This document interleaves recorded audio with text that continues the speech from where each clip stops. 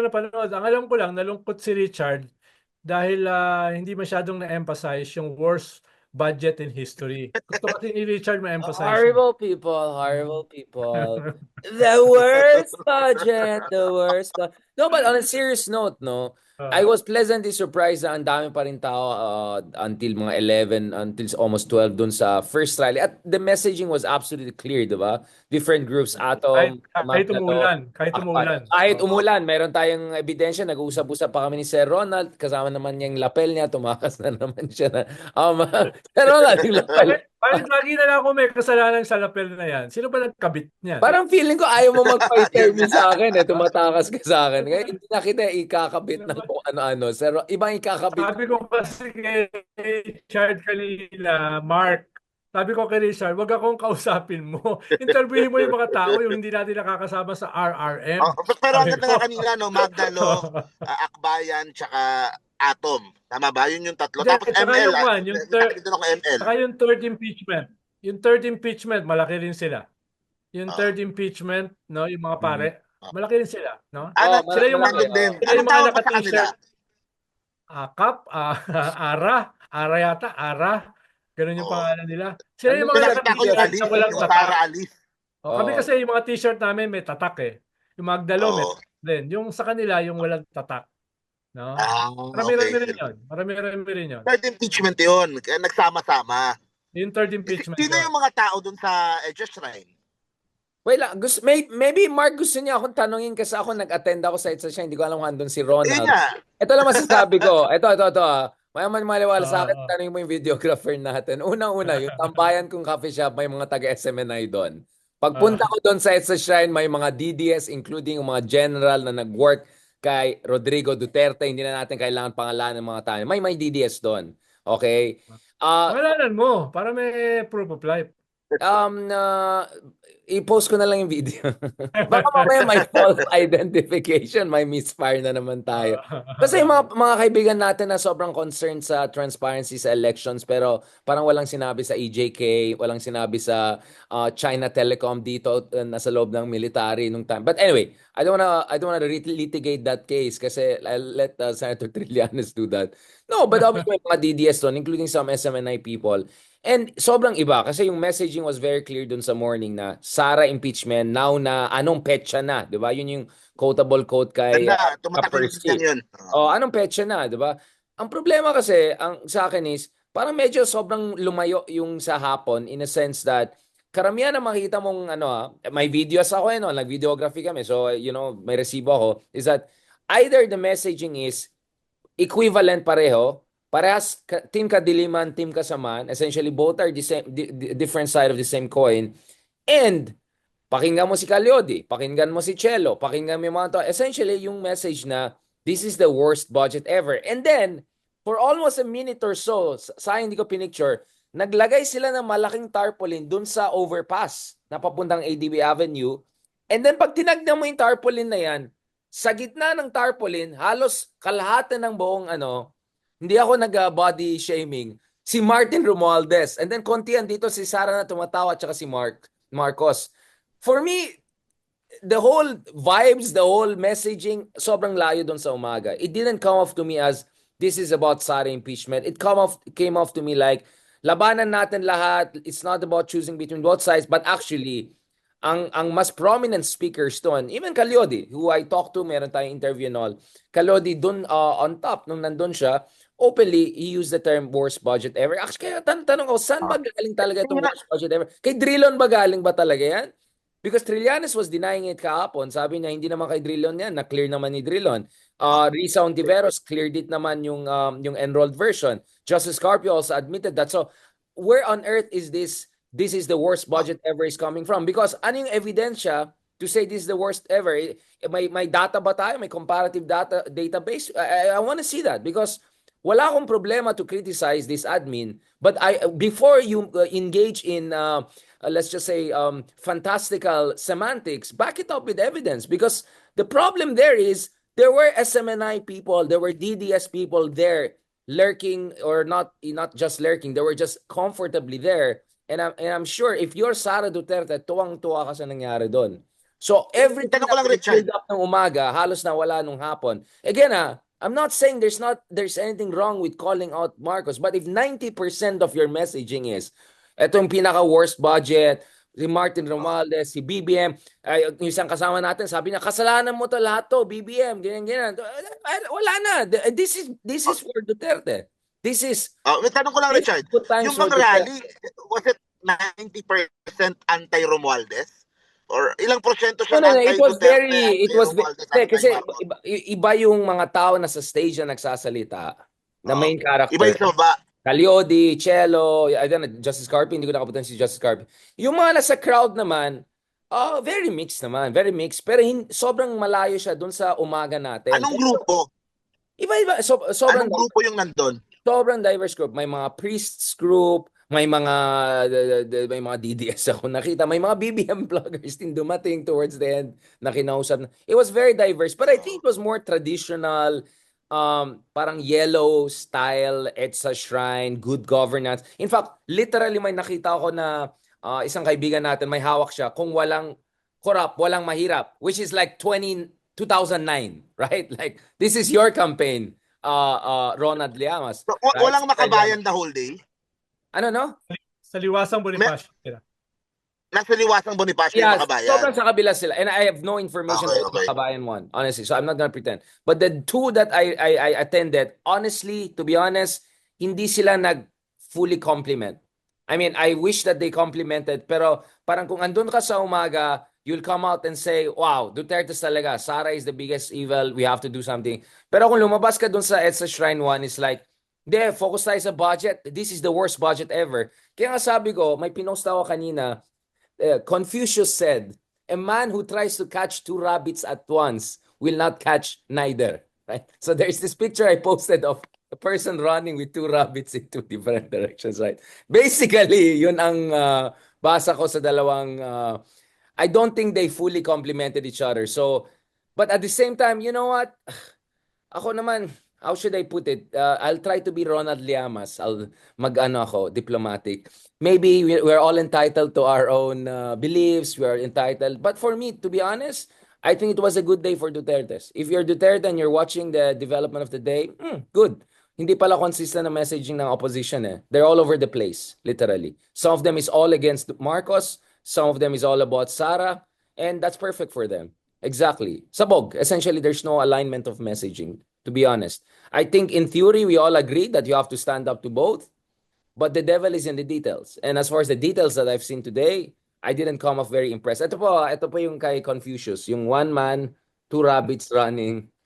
At essentially, that's what I saw today. I saw, Tapos paano pa this is the kinover ng morning media and then nung hapon pa ganyan siya. sa EDSA Shrine? Paano kinover ng media? Or Well, they successful yung in... monitoring ko, Mark, so far, ay medyo hindi naman ganun ka-negative. Dahil ang na-emphasize naman dun sa napanood ko na mga initial na lumabas na mga balita ay na-emphasize naman kasi yung impeachment dun sa tatlong rally. No?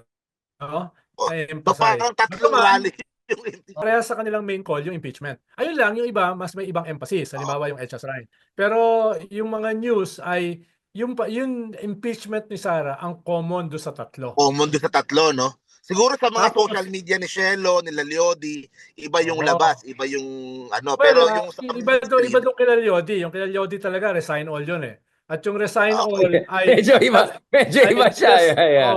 just Iba. one step away from revolutionary government. Medyo- Yun yung, Medyo pag rupture. resign all, yun yung direction nun. At saka yung resign all, circa 2001 yan eh, nung pinabagsak si ERAP. Yan na Yeah. yung constant lakas. Almost in the same place na nilagay nila yung resign all. No, dun sa taas ng EDSA Shrine, no? Doon din nila nilagay yung resign all noon eh. No? Kaya medyo medyo Sir Ronald, hindi kaya Diba? sabog yan kasi ganito nangyari. Yung Hmm. morning is like 99% impeach Sara. The afternoon one is like 10% impeach Hindi naman Sara. 99, no? Hindi naman Oh, 99. okay, At 90%. Okay, 85. Yung nakita ko kanina, yung sa isa is like 10% maximum. And then I don't know yung makabayan. I don't think that means they're complementing. Complementing is 80, 70, 60. Hindi, ang sinasabi ko, 45, 65, 75. ang sinasabi ko, Richard, yung lumabas sa media. Ibang usapin yung nandun ka mismo sa Pero rally. you're talking Ibang about mainstream media. I'm talking about social media. And Yes. social media is also very Yeah. If you look at Mainstream Twitter, yung sinasabi ko. I'll show you the Twitter one. Ang lumabas sa Twitter, ang highlights nung Edso Shrine was worst budget ever, kasalanan mo to BBM. Essentially, if you're DDS and watching that, like, wow. Ganda. Go lang. Parang, sige lang. I'm telling you. Again, I'm not saying that intentional yan. But I'm just saying it. Hindi ba kaya parang medyo kina-cancel out yung effort nung umaga? I mean, I don't know. Maybe I'm just being too harsh. But Sir Ronald, let's be honest. Richard, Wala makikinig po na ako. wala na yung momentum. Let's just call it, wala na yung momentum. Patay na yung momentum kay against Sara. Wala na. Patay na yung momentum. We can blame BBM, we can blame Congress, but I think we also have to blame yung sabog messaging. There's no consistency. If the three different rallies had 80% Sara, 70% Sara, 60% Sara, pwede pa. Pero yung 10% Sara versus 80% Sara versus, I don't know, in the end, for me, consistent. I don't think it's even complementary, to be honest. And the way I saw the SMNI and DDS people so happy and comfortable there in one of those rallies, connect the dots, my friends. I mean, it just tells you I withhold they're very comfortable with Ako naman, I will withhold judgment based on na nasira na yung momentum. Ibig sabihin, this is a campaign eh. This is one day with 3 different rallies on the same day. I withhold judgment na wala na yung momentum against Sara. No? Depende kung ano yung mga susunod na mga kabanata.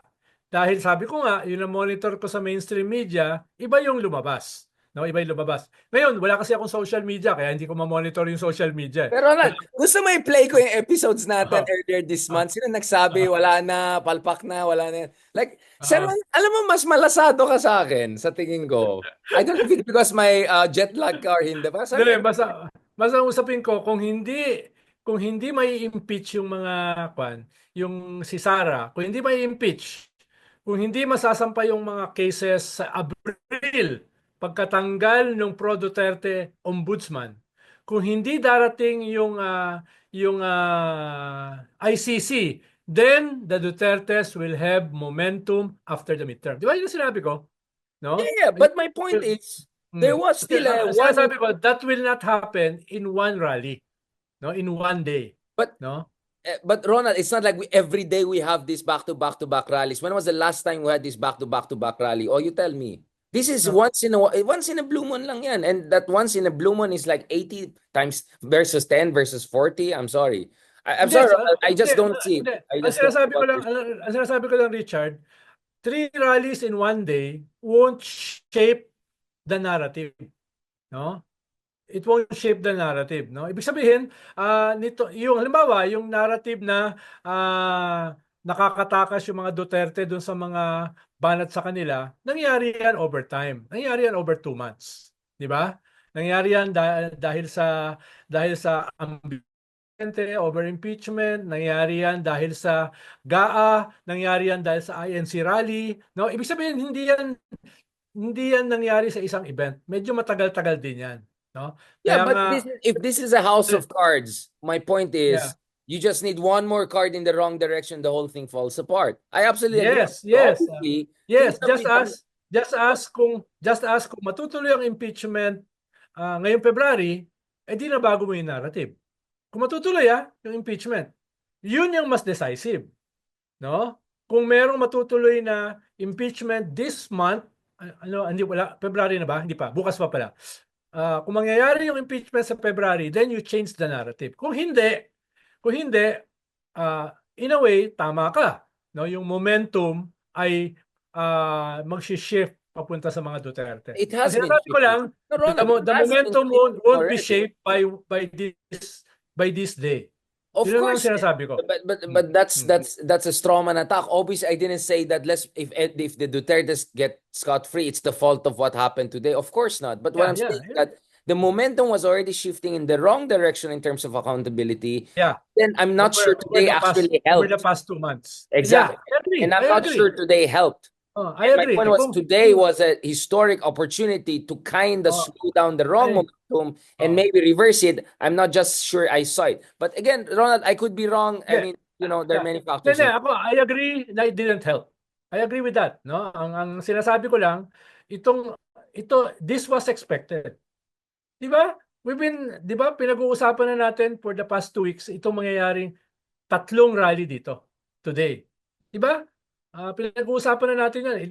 2 linggo na yata, more than 1 week nang binabanatan ni Trillanes yan. Pero bakit tayo nagtatatong rally? Ba't hindi tayo nag-isang rally to begin? Bakit hindi nag-uusap yung mga different leaders? Isn't that already a sign na may problema talaga tayo, na masyado tayong watak-watak in terms of the genuine opposition? It's like kanya-kanyang diskarte lahat eh. Anyone is singing to their own tune and hoping that it will yes. culminate in a symphony.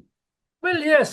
Again, hindi yan bago. Dahil nga, sabi mo nga, merong mga ibang mga puwersa na iba naman talaga ang pagtingin. Tingin mo ba yung mga sanlakas makukumbinsi natin away from the resign all, kahit mag-usap? Hindi mo makakumbinsi yun. Well, they're gonna be fringe always. Binanata nga natin sila, di ba, this past few days na dapat isa lang ang banatan para hindi pumasok sa intramurals ng elites. May ideological pa sila framework di ba? Binanata natin yon sa ilang episode, di ba? Yung ideological framework na dapat isa lamang ang banatan. You mean the one that Ronald Llamas forwarded to me, tapos hindi ko alam, tapos nung nalaman ko na inis ako, tapos Sir Ronald, mga moves natin dyan.